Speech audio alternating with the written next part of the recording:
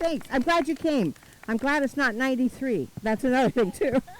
So it's great. The trials program, I think, has been really exciting.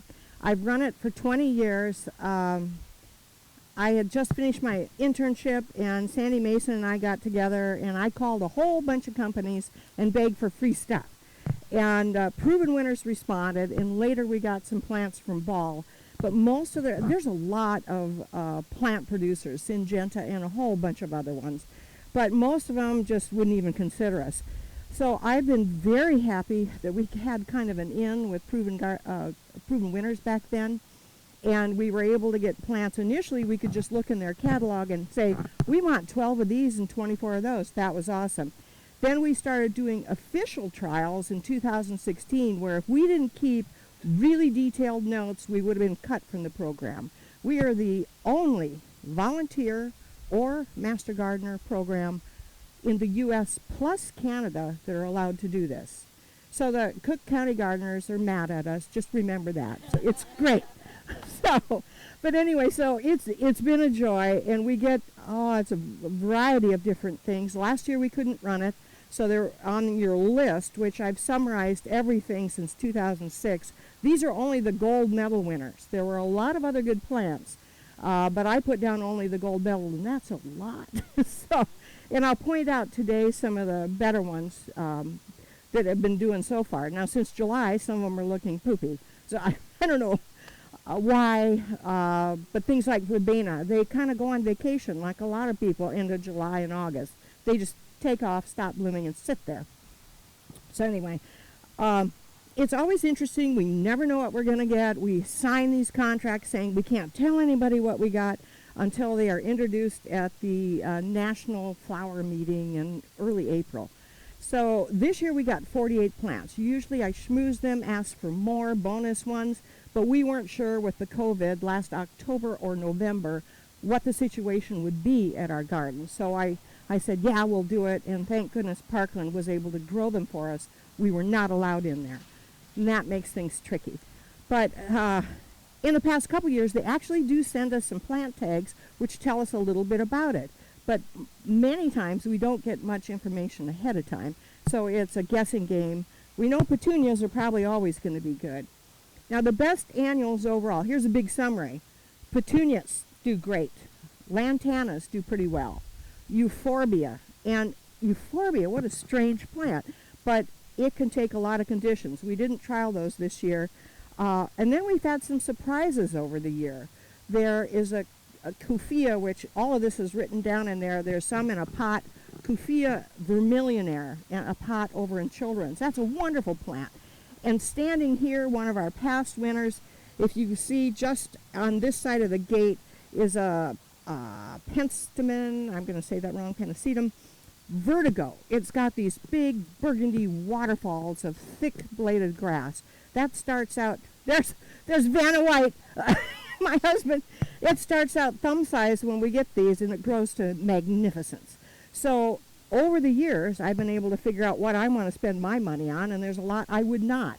Some do excellent, some do average, and others, nope, they get a participation award. And that's about all. So Tom Ward gets mad at me because I've put down Calibrachoas, mainly because we mostly have to plant Calibrachoas in the ground. We didn't do containers this year to make it more simple. But Calibrachoas need a lot of babying. They need repeated fertilizer. They do not, there's some over there, they do not really enjoy being put in the ground, particularly if you have alkaline soil. We have alkaline soil here, and we have, sometimes the watering system is alkaline, so they have a hard time. We got some new ones this year. There's some weird named ones, which are rather exciting. But I am not going over all of these. I just wanted you to get the complete list of everything. Design is always a challenge. It's lovely to have a lot of roundy moundies, but we're happy if we get a few upright plants. And what I've grown to appreciate over the years, particularly in the last 4 or 5 years, are two things. One, what was this plant specifically bred for? if you understand that, it may be bred to be upright. It may be bred to be cascading. And then if you see it here, the cascading one may not show up as good. So some are better in containers and some are not. So what was it bred for? Some of these lobularia here, the white one in the middle, white knight, that particular one was bred to be smaller and more compact, so you could put it in the ground or you can put it in containers and it'll behave better. Versus the first one that came out, the lobularia snow princess, that I measured it. It gets 36 inches wide. So that's not so good in the container. So they have a specific reason why they are breeding these. They usually have come to us after many, many years of them trialing it. The other thing I think is really getting to be important to me design-wise, and I probably screwed up this year because I didn't get the information ahead of time, is Vigor. And they tend to rate Vigor from 1 to 5. You ever had a sweet potato take over your entire container? That's probably a Vigor of 4 to 5. Now that puppy there, which is Petunia Vista Bubblegum, that is their all-time bestseller. They sent us half of the plants were out last year, and half of them will be new next year. That guy's got a Vigor of 5. You don't want to plant that with some of these delicate babies like this pathetic little James Britannia here, which I'll talk about in a bit. That I think has a Vigor of 1. So maybe it's a good plant and it's not vigorous, I don't know. But the Vigor makes a big amount of difference, and I tend to go for things like that. So we get a little judgmental here. Each month we come out and we rate them on a 1 to 5 basis, with 5 being as, oh my gosh, I've got to have that next year. Like the Helianthus Sun Credible Yellow. I have to have that. I want to name my new kitten after the brand new one, which is coming out next year. It's Helianthus Sun Credible Saturn, because it has an orange ring around it. And I just got a new kitten. He's got orange stripes. And maybe that would get us more plants next year if I tell the people that. But Saturn is like, oh, sunshine in your garden. It's great. So Vigor, and what was it bred for? Design is always a challenge. You don't know how they're going to grow. And it's just been fun all along. So how about we talk about some of these? Now, on here, I gave you a synopsis of what was doing great in July. Things changed. So we're going to average things. Like there was a magnificent verbena that's over in that area. Scarlet Star looked fabulous early July. It looks terrible now. It's on vacation. Whoops. Ooh, here, just a second. Anyway, so it stopped blooming, basically. There was one bloom on it. And ditto, the verbena whiteout. It's over here. I was able to find one bloom to take a picture of today. So those guys are not getting high rating. Our rating 3 is an average plant. So if you have an average plant, that's nice and everything. If a lot of them die, or they're yellow, or they died coming out of the greenhouse, that's 2 or a 1. But as I mentioned, the Helianthus are 5 today. They're blooming all over. So let me just kind of look at these, and I'll tell you some of the better ones. Now this is a participation award. This will be out next year. What I would love you guys to do, if you happen to have time, in end of August, September, if you see a plant that you definitely would buy next year, write and tell me. Yes, I would buy it, or no, I wouldn't, because really that's what the companies care about. They don't care about our comments as much. Well, the reason we get them every year is because we put in detailed comments, but they want to know if you're going to buy it. I would not buy this. James Britannia is a little tiny, not very vigorous plant with fine foliage. We have the pink one, Dawn, which is kind of neat. They're little bitty flowers, much like a bacopa or a sudra. They don't like a lot of water. They came from Africa. They're called African phlox. I do not see that looks like a phlox that I know of here. But a whole bunch of these died in the greenhouse. Others died after we planted them, and a lot of them were just miserable to start with. So this is growing. The blue one over there has been eaten by Angelonia, but underneath it's not good. So I would not rate this well, even though it's coming out next year. going along, this has been a winner for many years. This is the Petunia Mini Vista Hot Pink. They had a name change, and they will do that every now and then. They've had some name changes of their coleus. They're going to name change a few Verbena and some other plants. But on their petunias, we have, I think, the most success here with petunias. Their petunias are fabulous, and they are bred to bury their dead. What can be better than that? I don't want to spend all my time deadheading plants. What they do is they grow up new plants to cover the old blossoms. That's phenomenal. They're not your grandmother's petunias that were a zigzag brown stick with a little poof blossom on the bottom. So this is the mini vistas. They used to be called Charm series, but they're basically as vigorous as the bigger petunias. I don't think anything will match the vigor of Vista bubblegum, but some of these little guys churn out as many blossoms as they do and last the entire season. They've changed the name from Charm to Mini Vista. Okay, fine. It sounds good for marketing. But the hot pink has been a winner for many years. It has been released several years ago. The Mini Vista white is a nice white. The hardest petunias to grow are yellow ones because they are weaker and they're harder to grow in the greenhouse, followed by the white ones. A lot of white ones will turn into like dirty brown Kleenex when the blooms are done. This one buries its dead. It's a clear crystal white, and it has remained very good. Now its bigger brother is a new one that will be out next year. On the far side, it's Petunia, I think, is it a Vista? Snowdrift. I'd have to look it up to see if it's a Vista, but it's Snowdrift. It's another clear white one, and yes, it is a Vista Snowdrift. So going along, we make awards for what plants are winners, what ones catch our eye the most. The Petunia Vista Jazberry will be out next year. Hands down, fantastic plant. It's been doing great since we first planted it. It has a much deeper, richer magenta bloom and a dark eye. I think it's better than the old Vista Fuchsia. This one I would buy without a doubt. It's just electric pink. And it takes a lot of years. They run these big fields of petunias or any trial plant, and there's lots of them that vie for the position, the name of Vista. Most of them are scrubbed. They just dump them. They mulch them all. This guy made it through those really rigorous trials. So Vista Jazberry, it's got the big overflowing mounding shape, much like the bubblegum.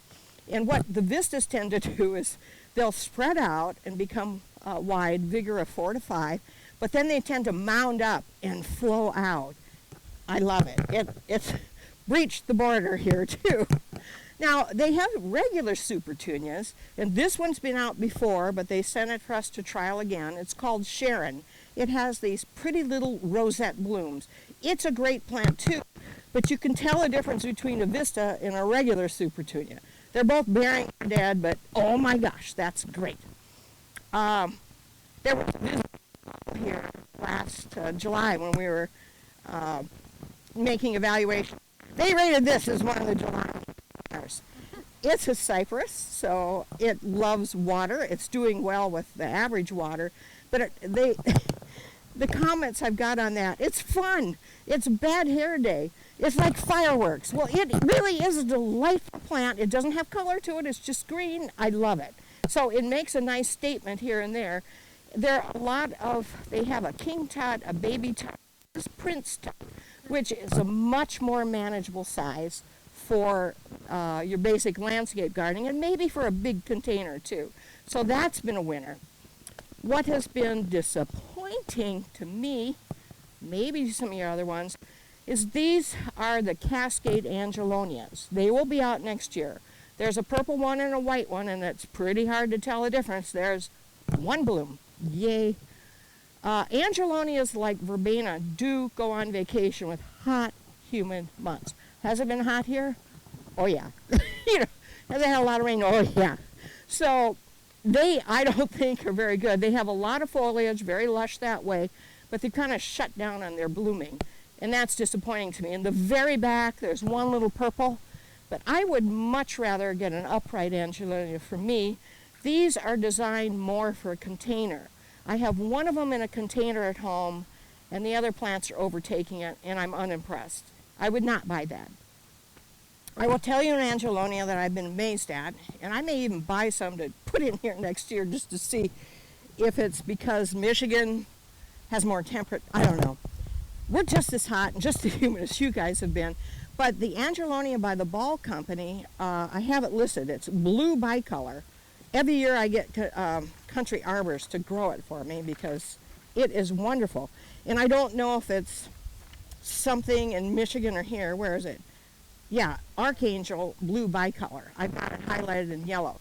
That one blooms from when I put it in all the way through the end of October. It doesn't rest like this. So I might just talk Country Arbors into giving us like 10 next year and put them in somewhere, somebody's area, and just see, will this bloom all year in Champaign also? Same zone 5, everything. Another new one that will be out next year is interesting, not the James Britannia or so-called Texas flock, but this little guy. This is Calibrachoas. What a name. This particular one is the lighter yellow. It's called Lemonade, and we'll see the darker yellow over there, which has a more intense, rich color called Sunglow or Sundrop. Anyway, these are cute things, a very fine texture. The other name, which is easier for me to say, is Texas Primrose. So they found a native that will tolerate hot, dry conditions, that don't mind the intensity of the heat. Supposedly this thing is fine if it's 100 degrees. We could have used that last week. It could get really hot here. And they have these little fine primrose looking blooms. So that's a good plant for the right conditions. I don't think it's going to like being overwatered. And I also think the Vigor is probably a 2 on it, so you don't want to put that with bubble gum. It will eat it. Or something else. But in a container of just this plant or some other well-behaved plants, this guy might be pretty nice. I myself favor the brighter yellow one, so I think that's good. Now, we usually do very well with Lantana. I'm not sure what's going on with this guy. This will be new next year. It's called Citron, and it has a bigger and more intensely colored bloom. It will be the replacement for their Lantana Lemonade. Right now, it's just looking like a lot of foliage. It was great last month. I'm not sure why it's doing this. I'm disappointed. The Luscious series are bred to be a little bit more small and compact, and also the Royale. If you go south, like visit Florida, the Lantana there just makes a shrub, and it wanders all over. These tend to be better shaped and better mounded. So I wish that was better.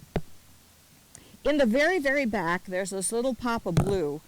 That is Argyratum Artist Blue. I hated those as a kid. They just look prickly and stupid. I now think they're perfect. The new one, which will be out next year, is the white version, Pearl. I don't think it's quite as good as that, but I would buy either one of them. The white one tends to bury the dead. It looks like little white fuzzballs. We'll see that way over there. But it does have some old brown blooms. The blue does really well. It's just a little fuzzy blue. And it's a great color, not a very usual color. Deer, bunnies, don't eat them. Bless the Adriano. Like, I have so many deers and bunnies. Like, eat everything. That I would grow. In the very back, just about all the coleus we get, I think, are fabulous. They rate high all the time. They're color blaze coleus. They were raised and bred in University of Florida. They can take hot, heat, and sun. That one is Torchlight. It's been out before. A new one that's coming out next year is way over here, and it's called Newly Nor. It's a black, burgundy, velvety appearance. I don't think that shows as well personally. I know it's in shade. And Joyce so wisely put it with another coleus similar to Gay's Delight. You need something else to offset that. It's a good plant, coleus. I'd rather go with something like that or one we'll see on the south side in a bit. So Newly Nor will be new. It's okay. tried out Calibrachoa. There's two kinds we got this year. A double amber. It's very hard to build or to breed double Calibrachoa. Most Calibrachoa, they don't like it. These have done a lot better than many, many years of other trials. But again, Calibrachoa, if you like them, and I know Patty is, where'd she go? Wherever Patty is, she has the gift of growing anything in a container and it always looks perfect. She can grow any Calibrachoa and it looks perfect. But you do need to fertilize them, and it should be in a container. The other thing we've been delighted with are lobelia. And I like to get that confused with lobularia for some reason. Lobelia, this is sky blue. There's a white one way around, which I think shows pretty good. I'll go over here. So we combine white and blue. We put these in a little only a spring or a fall plant. It likes cooler temperatures. These again have been bred to tolerate heat and humidity. These might be just fine through the summer here. I think they get discouraged when they get too much water up front. Perhaps that happened here. You've had a lot of rain, so I'm not sure if that's making a difference. But they're starry little fine textured plants, and they're lovely. They're not quite as good as they were last month, but overall they've been very, very good, and that true blue color has been wonderful. So now we'll go all the way around. What else? Questions?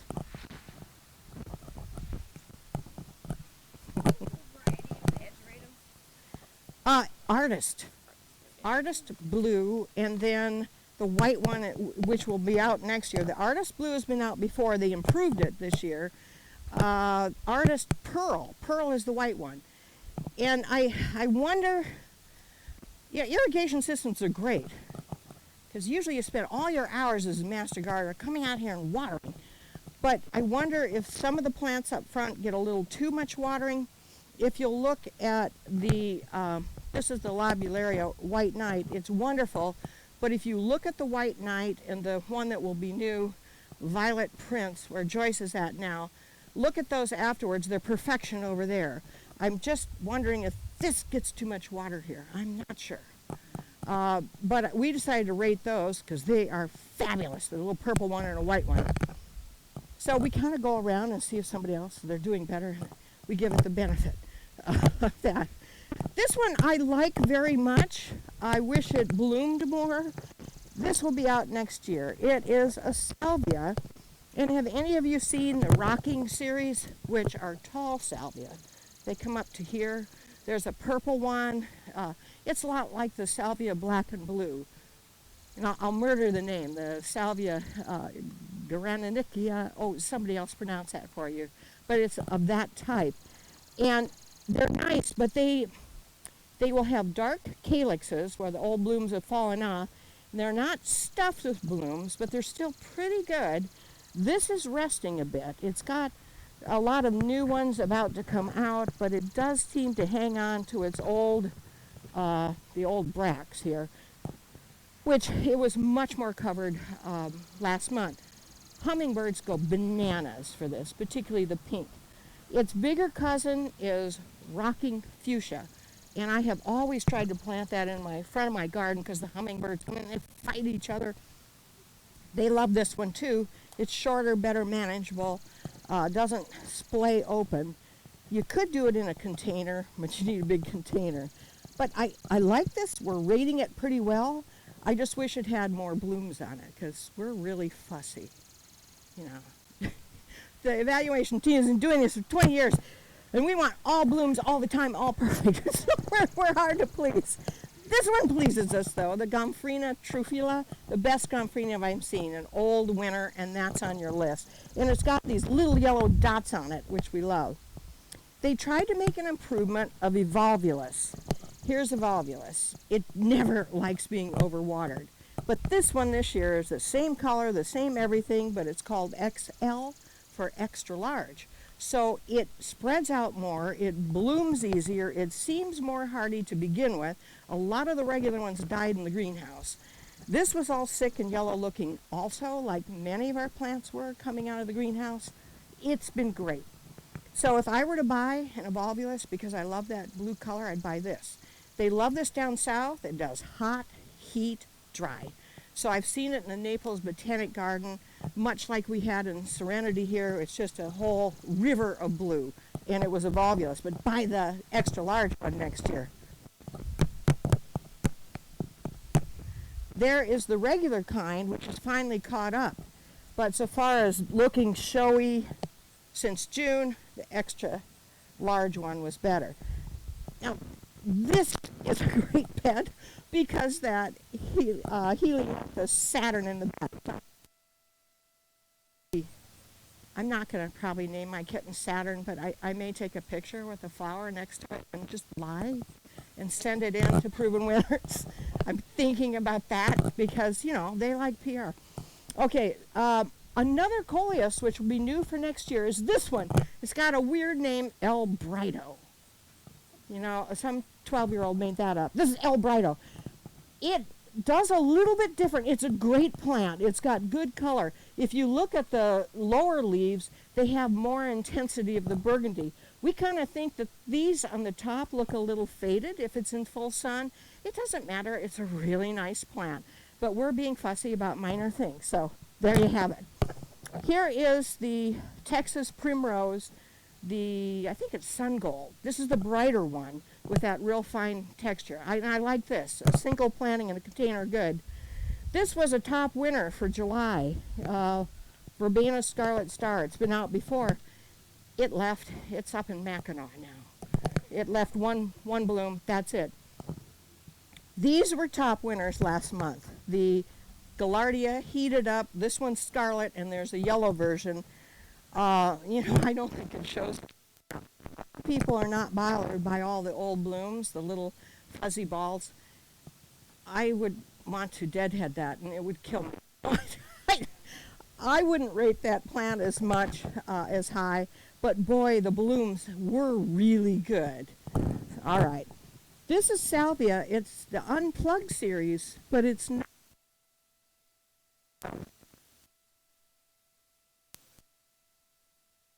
This is Unplugged So Blue. It's been out for 2 years. It's a really cute. Let me get that off of my face. There. It's different than Victoria Blue. I think it's got more color, a little bigger blooms. I don't really mind the silvery looking old bracts. I think they're fine. But this Salvia, clean, healthy foliage, critters don't eat it. Give it 29 points for that. So it's very pretty dash of blue. This is the Verbena, here it is, Imperial Blue, which again was fantastic last month. Now it's down to this. It's on vacation. But it's the improvement over dark blue, and it really was till now. All right. This one I will highly recommend over here, though. This will be new next year, too, and it's heliotrope. I have killed so many of those beautiful purple, fragrant heliotropes, the deep purple. This one is tough. It's bred for landscape usage, so it's big. It has a lot of branching. I don't mind the old blue blooms on it, the spent blooms. It's really, really pretty lavender. And you can pass that around and see if you think it's fragrant, with tiny yellow dots. This is turning out to be a winner so far. I'd give that a 5. Now, here's the poor little Argyratum white getting swallowed back here. You can look at that afterwards. It's still a good plant, but I think it's getting out of it. I've been very frustrated because I like to make pesto and I like to make basil and use it all the time. And you buy it and you bring it home and the leaves start to drop and turns gray and dies. Great. I grew some in Florida this year. All 15 of my plants got this high. It was died. That was obsession. So I grew 6 different kinds this year, and we put them in here along with a Proven Winner basil, which Proven Winners has had the basil amazel out for a couple of years. A big, robust plant.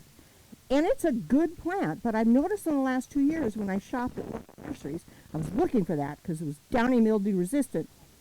Well, half of their stock was dead, sitting in the nursery. So they're having some problems. Now, we had maybe a third of these die in the greenhouse. They wilt, the leaves start to drop, and then they die. Well, that doesn't help when you bring it home. So I grew from seed a bunch of other ones. They have a seed-grown one coming out next year. They say it's just as good and just as downy mildew resistant. You know, they all look the same here.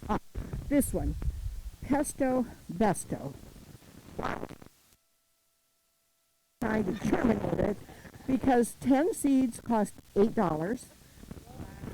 It's the slowest of everything to germinate, and it was short. Now it's finally gotten up there.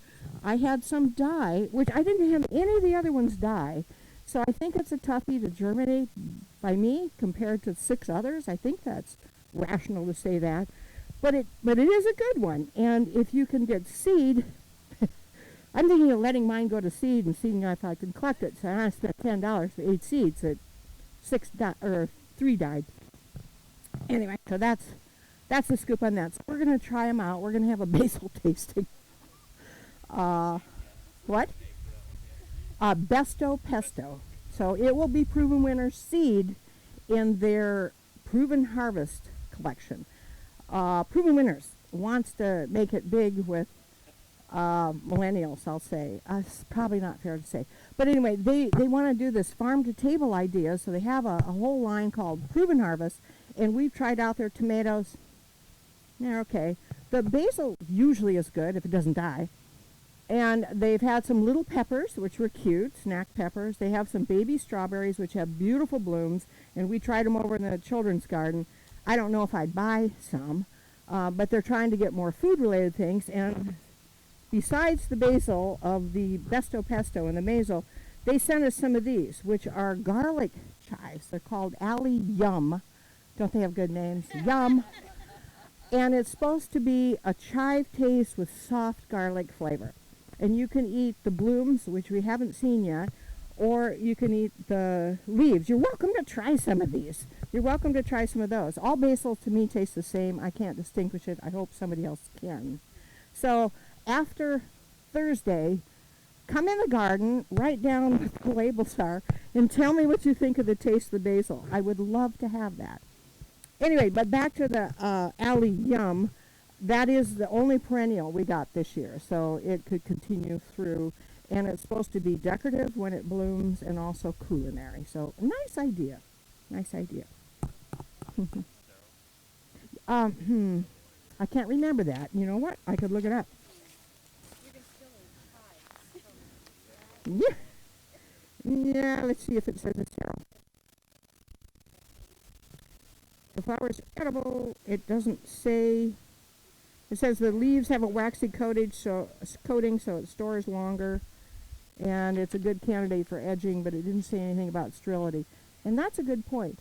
A lot of plants that they grow, like the lobularia, the little tiny fine ones, they are sterile versus alyssum. So they don't set seed and stop blooming.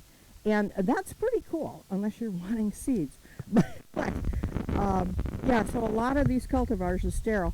This is a big disappointment. This has been out before. This is Verbena bonariensis, but it's their short one, Meteor Showers, and it is mostly sterile. I bought some for home from Sunrise, and it looks great, so I don't know why this is all looking terrible. I don't know what's up with it. Don't have a reason for it. Oh, here. I don't know if this is a water effect. The plants up front get more water. This is that lobelia, the white one, that looks so pretty over there in part shade. I'm not sure why, if it's the part shade protects it or not. But that's most of what I want to say. That is Gallardia heated up yellow. It's the same as the scarlet. And this has a whole bunch of the old blooms. They are not necessarily objectionable, but this one splays open a little bit more. However, the second graders 2 years ago rated this the best flower. This was their favorite. Yes, pom-poms. So, all right, anything else?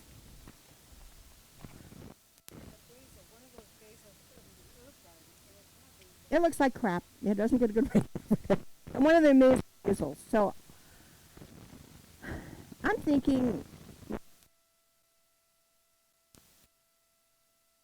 really good at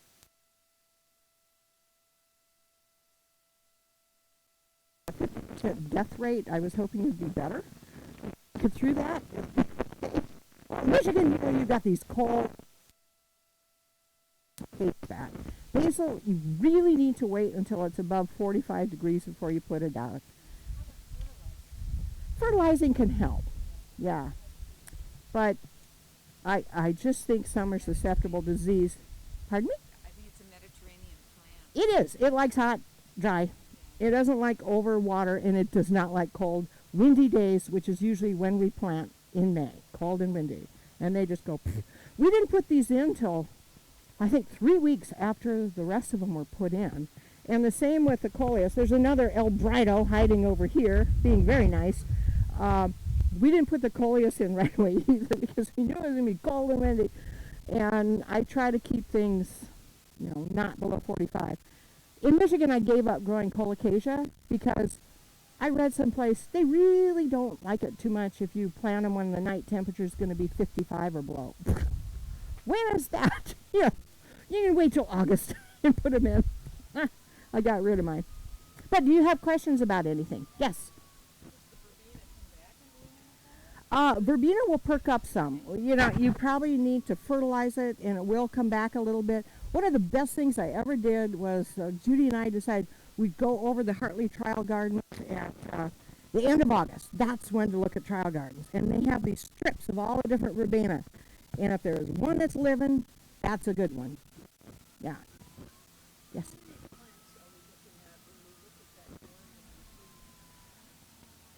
The which Petunia? The Jazberry?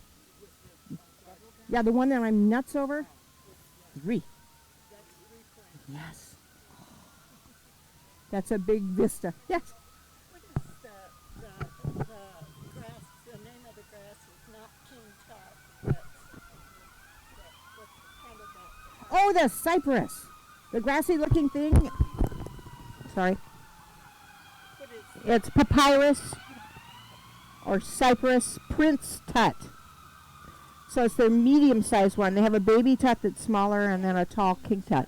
What? I had a queen tut. I haven't seen the queen. Got all the rest of the royalty. I haven't seen a princess either. It was in a pot. That was given. Yeah. Well, they like to plant that over on campus, or they used to, with these huge concrete pots, and they would plant like the king tut in that, and the king tut will get that high. It's really fun. You could almost use that as a bog plant too. Yes. Should we assume that we can find starts of these in local nurseries, or are we going to have to order seeds? Well, almost nothing Proven Winner does has seeds. The only one, they are introducing a tomato, which I'm growing this year. I bought that too. And this Besto Pesto. Those are the 2 seed-grown things I know of. So far as all the flowers go, they're tissue culture. So they're very controlled. They're going to reproduce. They're going to be the same every year and hopefully not revert. But in South America, they have these people that are making tissue cultures, and then they grow it, and they send it to us in plugs that are about thumb size. So they're already plants. So you have to buy those in a nursery. And they're all very much copyrighted. You're not supposed to take cuttings off the coleus and root it.